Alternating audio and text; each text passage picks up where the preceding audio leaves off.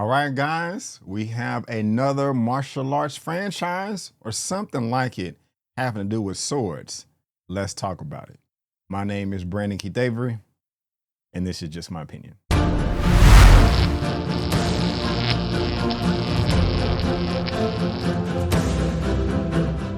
Last Samurai Standing is the latest series on Netflix for you to stream at home for your viewing pleasure. It is rated TVMA as far as the runtime, comes in at 6 episodes, around 30 to 45, 50 minutes each. It is being described as Japanese martial arts, period drama, samurai, sword and sandal, action, drama, history, and thriller. Now, this is directed by a few people. First, Michihito Fuji, Kento Yamaguchi, and Toru Yamamoto. I'm pretty sure I did not pronounce those right, but I tried the best that I could. And if we scroll down and look at their filmography, Last Samurai Standing, of course, I have not seen any of these that you see on the screen the last 10 years. The Journalist is a TV series. This gentleman right here, Dependence, and again, I haven't seen any of these. These are some Japanese brothers, and we're going to talk about them a little bit more in a second. But the Fast and the Furious Tokyo Drift, I did see that, second unit and or assistant director. If you are a fan of these three gentlemen, please let me know down in the comment section below. Now, when it comes to my expectations for this series, they were super duper duper high. Y'all know I love martial arts. That's my favorite type of content to cover on my channel, and also just in real life. I'm just so fascinated by martial arts, swords and sandals and all of that good stuff. I have been blowing up Netflix when I first saw the trailer, like, hey, can I get some early access? Can I get the screeners? And you know, they really wasn't hearing me. So I did check it out when it first came out earlier this week, the week before Thanksgiving. But I wish I could have got this review, this recap, this reaction to you guys much faster. But I was just so busy with everything else and personal things in my life. But I'm so happy that I'm able to talk to you right now. Like a good friend of mine said back in college, when it comes to martial arts content, I just want to see somebody get their ass kicked. And is that the case in this series? Well, hey, I'm gonna talk about that in just a second. So before I get into all the nitty gritty, before I talk about all my likes and dislikes, let me tell you exactly what this series, Last Samurai Standing, is all about. In 1878, 292 samurais gather for a battle royale, lured by a 100,000 yen prize. Wooden tags are given. Last survivor reaching Tokyo wins. Chijiro Saga participates to save his sick family. A dangerous game of survival unfolds on Journey. All right, guys, the first thing that I loved about this series is you don't have to wait. As soon as the first episode starts, the swords are clanging, the blood is splattering all over the place. It's that action that you want. It's exactly what you signed up for. Another thing that I loved about this is early on, it had similarities to Squid Games, another Korean show that's on Netflix. I think when that came out, it was like the most popular streaming show in the world. I think it broke all types of records. And like I read in the synopsis, this series has a battle royale for survival in a way that Squid Games does as well. Now, I really did love Squid Games. In the first 30 minutes or so of this episode, I was like, okay, this is similar to Squid Games, but I don't want an exact carbon copy, but all of the contestants just have swords. That would be kind of cool at first, but it can get really boring and mundane after a while, and that's definitely what I don't want. I am proud to say that after the first episodes, those comparisons do die down, and I can say that The Last Samurai Standing definitely does stand on its own. Now, this series is based on a novel of the same name written by Shogo Amura. And I have not read the novel. I've never even heard of it before, but they make sure you know that after the intro of each episode, when they're doing their title cards. I did love that sequence. It was visually entertaining and stunning. So whoever designed that did a great job as well. Now, the next thing that I loved about this series is the score, and I'm not exaggerating. This is no hyperbole.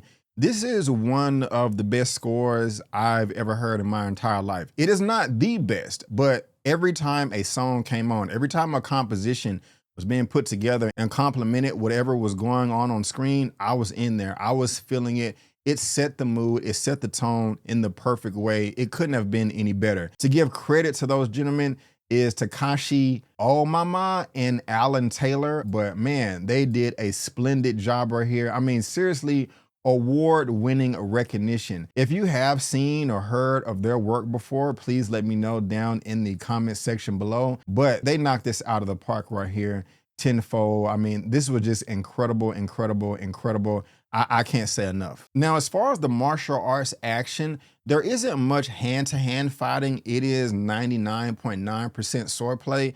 And that is perfectly fine. I have no issue with that whatsoever, because what we did get on screen was very well choreographed. This is some of the best swordplay I've seen in a series and or movie in quite some time too. I do remember The Last Samurai with Tom Cruise that came out in 2003. I saw that in theaters. I think I like the swordplay in this series better than that film, and that's one of my favorite movies of all time. Not the best, just me and my particular taste. I did love that. I love the samurai. I love the ninja in that. There's no ninjas in this series, and that's not necessary. But, you know, if they were there, that would have been much cooler. But, you know, the samurai are enough. As far as the production is concerned, I love the entire sets, the costumes, the makeup. It really does feel like we went back in time to 1878, I believe, the year that this did take place. They really did pay attention to all the details when it comes to the roof, the clothes, the makeup, the soil on the ground, pebbles, rocks, trees, flowers, the whole nine. I really felt like I went back in time, or I was visiting Japan. If I were to take a vacation to Japan, I would want to say, okay, hey, where was this series recorded, shot? I want to go visit it, because when I was watching it, it was just that appealing to me, and just a side of culture, East culture, that I've never witnessed or been a part of, and I want that to be a part of my life. And me personally, I've never been to Japan before, but I definitely do want to go. As far as all the characters are concerned, they are vast. No one looks the same. Everybody is distinct amongst the others. We also get all different types of fighters with different types of weapons and fighting styles. I also loved about this series is it is very unpredictable. There are a lot of evil, nefarious people in this series, and the backstabbing just continues on and on and on, over and over and over again after each episode. At some points, it is a bit predictable, but there are also other points to where I had no idea that this person was a turncoat,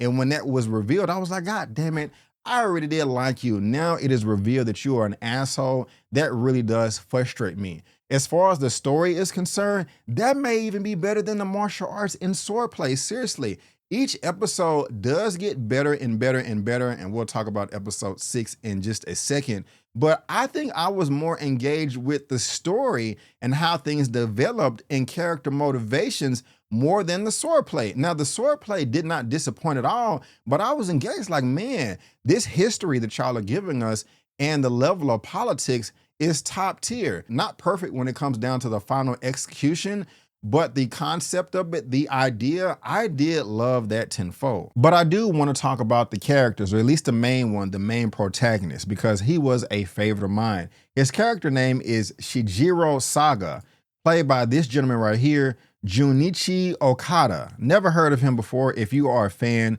please let me know down in the comment section below. But there's so much to love about this character. Very wise, very smart, very noble, honorable, and just a stand-up guy that can fight. He can swing that sword and just wants to provide for his family and protect them. You can relate to that. Anybody can. You probably can't relate to being a samurai because that was outlawed, and that's exactly what this series is about. But you want this man to win. You feel sorry for him. There was a war at the very beginning of this series. It was a 10-year break. It messed him up mentally, and he is dealing with that PTSD, and it is shaking his body, his soul, everything about him in his everyday life. And he's having a hard time coping with it, having nightmares, and you're just really, really feeling sorry for this cat and just wanting him to overcome this tragedy. And a opportunity presents itself, this battle royale. And what does he do? He wants to seize the day, win, and provide for his family. So how can you not get on board with such a character like that? And even in episode 6, where everything is at its climax,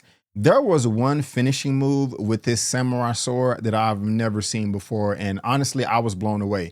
It may not impact you as much as it impacted me, but over here, I was like, okay, 2 thumbs up. If I had 10 thumbs, it would be 10 thumbs up. Of course, you've probably seen Kill Bill Volume 1. You remember the scene towards the end where the bride goes to Japan to fight Lucy Liu's character. And she's also fighting the Crazy 88, which was in black and white, but the Japanese version was in full color. I know The Whole Bloody Affair is being released in theaters on December 5th, and I'm gonna go check that out. I cannot wait. If you want me to do a review for that, please let me know down in the comment section. And I love Quentin Tarantino, but with that scene and that style of martial arts entertainment from back in the day that he was borrowing from, when someone would chop off someone's arm, a limb, or a head, blood would be squirting everywhere, all over the place. It was exaggerated. It was not realistic, but that's not a complaint of mine. I do like that style. It is entertaining. In this series right here, they do the same thing, but it is realistic. When he is making that move with that sword and taking down the foe, you're just saying like, wow, okay, I really feel like that can happen in real life if you're that precise with your cut. Laser precision expert. And if this is your type of entertainment, I think you will be as blown away as I was when you're watching these scenes. And I said this before, but I have to repeat it. The episodes get better and better and better all the way to the end up until you get to episode 6. And I'm not saying that episode 6 is bad. I just want to save my words until later on in this review and talk about some other stuff before that. Now, as far as the antagonists are concerned, there are multiple, and they are conniving, they are nefarious, they are evil, and you want their asses to be beat. I mean, I don't like them at all. And so we do have that main story of the battle royale, but we also have this other subplot that just keeps creeping up. What I liked about the series is at one point, the subplot started being as interesting as the main plot, and then I thought it was going to take it over. It didn't, but this is just another device that the series used to pull you in and get you attached to these characters. Now, I did not love all the characters, and I can dip into some of the bad right now. I did not like the whole damsel in distress aspect in this series. It did get on my nerve. Now, I am all about protecting the weak, protecting the young, protecting women and children. But when somebody is willfully dense and puts themselves in a situation and they're just not able to help themselves or put forth a valiant effort to assist the people that are trying to save your life, that's always going to put a bad taste in my mouth and just one of the most annoying things to me. Also, there are a lot of innocent people that die in this series, but if I had to be honest with you, I did not feel sorry for one of them. If there is danger right in front of you and you are just too stupid to simply run away and get to safety, I don't feel sorry for you. When instead of running away to safety, you want to stand there and watch, like what the hell is wrong with you? It would be different if you can fight, but you can't. If I am at some function or assembly, stadium, wherever out in public, and there's just some crazy lone gunman coming out and shooting everybody, I'm gonna run. Even if there is a savior coming on a cowboy with all the rifles that wants to save the people, I'm not gonna stand there and watch the fight. I'm gonna get the hell out of there and hopefully check the news later that the bad guy was taken out. But you have these innocent people just standing around watching, and I won't say what happens, but I'm like, y'all are freaking idiots. And that really did bother me. I will also say this, please, please, please be patient. Do not judge this series until you get to the end of episode 6. And the reason why I said that is, earlier I said that the episodes get better and better and better up until episode 6. In the middle of episode 6, I started to get frustrated. I started to get disappointed. I was like, wait a minute. There is no way in the world that y'all are going to be able to wrap up this story with everything that y'all developed with only 30 minutes left. And I was pissed off. I was so angry at Netflix and who produced this, because I was like, wait a minute, this is based on a novel. And I bet that some executive or producer said, you know what?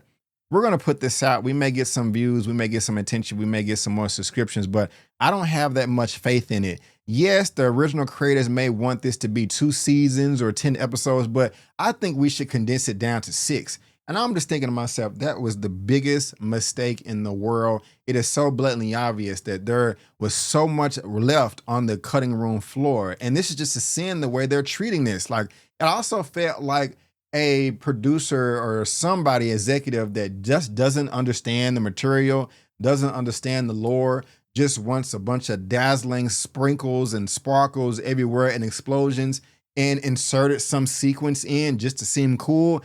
I didn't like that either. I'm really happy that it was brief and somewhat forgotten after a while, but revving up to it, it was really starting to piss me off. Another complaint that I have that may be washed away, at one point I was saying to myself, wait a minute, you have this main antagonist right here, and I understand his plan, but I don't understand his motivation. I am left to assume why you wanted to have this whole cockamamie plan play out. And it may be, what is it, jealousy? I don't know. The story, the dialogue, the communication.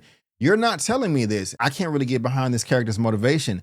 And then that subplot that was building up to be bigger than the main plot, they abandoned that and then brought it back in episode 6. And I'm like, wait a minute. I mean, you introduced these characters to me, but I thought I was gonna get to know them much more earlier on in the series. But now you're throwing them back in my face and they're facing off against these people right here. You're trying to combine it with this. This is just too much. Y'all are rushing the end and trying to cram everything in this last 30, 40 minutes, and that's just not gonna work. And I was mad. I was like, man, this could have been a masterpiece. I was so excited early on when I started this series and in the middle to go raving about this on my YouTube channel, my written reviews, tell all my friends and colleagues, you need to watch The Last Samurai Standing on Netflix. But I was like, I'm not gonna be able to do that. I'm gonna have to give this like a 6 or 7 out of 10 because they're rushing to the end.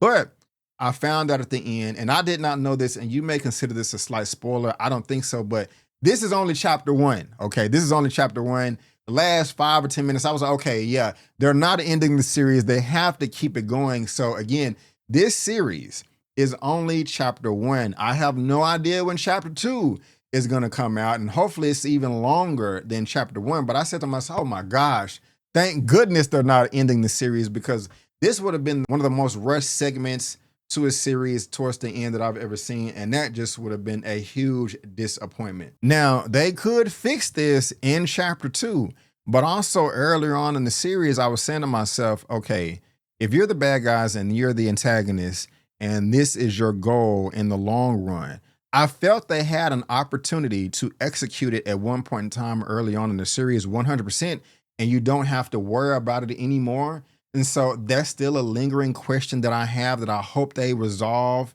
in chapter 2, but that did bug me. But guys, this is a great series. I like all the twists. I like all the turns. I liked everything other than the complaints that I just listed that may be washed away in season 2 or chapter 2. I'm highly entertained by this and not disappointed.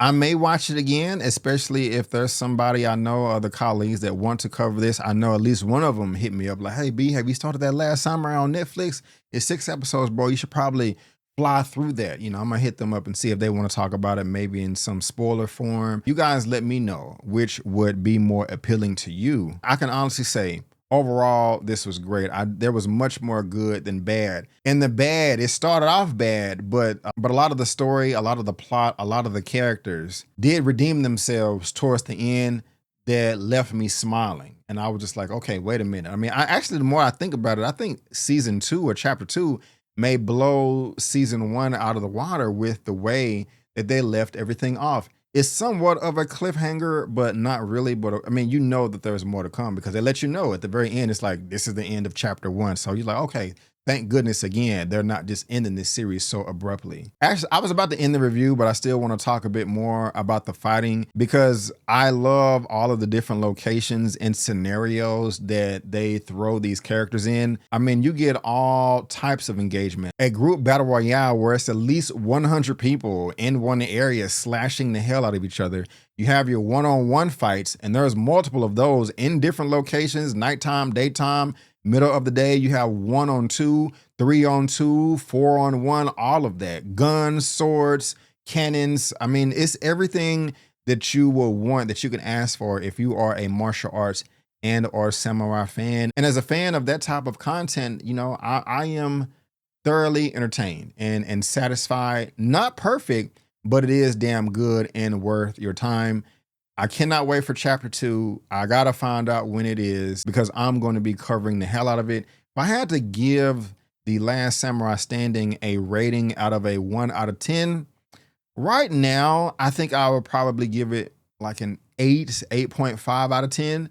That may rise after I see chapter 2. I don't even know if there's going to be a chapter 3. Maybe the more the better, or it may lower, but I think that's going to go up But I know that you should watch this series, especially if you are into this type of entertainment. But even if you're not into fighting and sword and sandal period pieces and all of that jazz, if you just want to see how characters react to a falling economy, trying to overthrow governments, politics, and things of that nature, I mean, it has it all. It has it all. Nice adventure aspect as well. Again, this is a trek.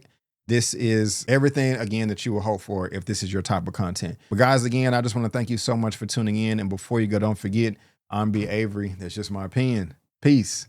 And I'll see you next time.